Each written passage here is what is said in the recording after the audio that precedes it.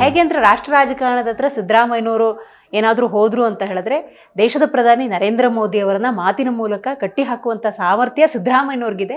ಆ ನಿಟ್ಟಿನಲ್ಲಿ ರಾಷ್ಟ್ರ ರಾಜಕಾರಣದತ್ತ ಸಿದ್ದರಾಮಯ್ಯನವರು ಅಂತ. ಮೋದಿಜಿಯವರಿಗೆ ಇಡೀ ವಿಶ್ವದ ನಾಯಕರಿಗೆ ಕಟ್ಟಿ ಹಾಕ್ಲಿಕ್ಕೆ ಆಗ್ತಾ ಇಲ್ಲ. Okay okay. ಯಾರು ಕಟ್ಟಿ ಹಾಕ್ಲಿಕ್ಕೆ ಸಾಧ್ಯ ಇಲ್ಲ. ಅವ್ರ ವಿಷನೇ ಬೇರೆ ಮೇಡಮ್. ಮೋದಿಜಿಯವರು ಈಸ್ ಎ ಚರಿಷ್ಮಾ ಲೀಡರ್. ಅವರೊಂದು ಭಗವಂತನ ಸ್ವರೂಪ ಅಂದ್ರೆ ಅನ್ಬೋದು. ಯಾಕೆ ಇಡೀ ವಿಶ್ವವೇ ಸೌದಿ ಒಬ್ಬ ಕಿಂಗ್ ಹೇಳ್ತಾರೆ ಇದು ಯುದ್ಧ ಆಗೋತ್ತಿಗೆ ಮೋದಿಜಿಯವ್ರ ಮನ್ಸು ಮಾಡಿದ್ರೆ 5 ನಿಮಿಷಲ್ಲಿ ಯುದ್ಧ ನಿಂದಿರ್ತದಂತೆ. ಯಾ ನಂಬಿಕೆಲಿಂದ ಹೇಳಿರ್ಬೇಕು. ನಿಲ್ಲಿಸ್ಬೋದಿತ್ತಲ್ಲ ಹಾಗಿದ್ರೆ. ಅದು ಕಾರಣ ಏನೋ ನನಗೆ ಗೊತ್ತಿಲ್ಲ. ಬಟ್ ಅವ್ರು ಹೇಳಿದ್ರಲ್ಲ ಇವ್ರ ಬಗ್ಗೆ ನಂಬಿಕೆ ಐಕಿ ಅಂತ.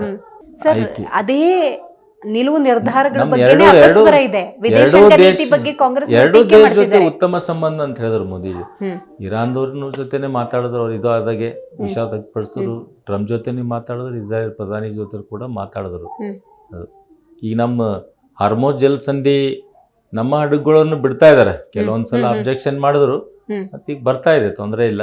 ಈಗೆಲ್ಲ ಯುದ್ಧ ನಿಂತಿದೆ. ಈಗ ಅದು ಇಂಟರ್ನ್ಯಾಷನಲ್ ಮಟ್ಟದಲ್ಲಿ ಯಾವ ಥರ ಅವ್ರು ಡಿಸಿಷನ್ ತೋತಾರೆ ಫಾರಿನ್ ಎಕ್ಸ್ಟರ್ನಲ್ ಅಫೇರ್ಸ್ ಮಿನಿಸ್ಟ್ರು, ಅದ್ರ ನಿರ್ಧಾರ ಮೇಲೆ ನಾವು ಕಾಯಬೇಕು.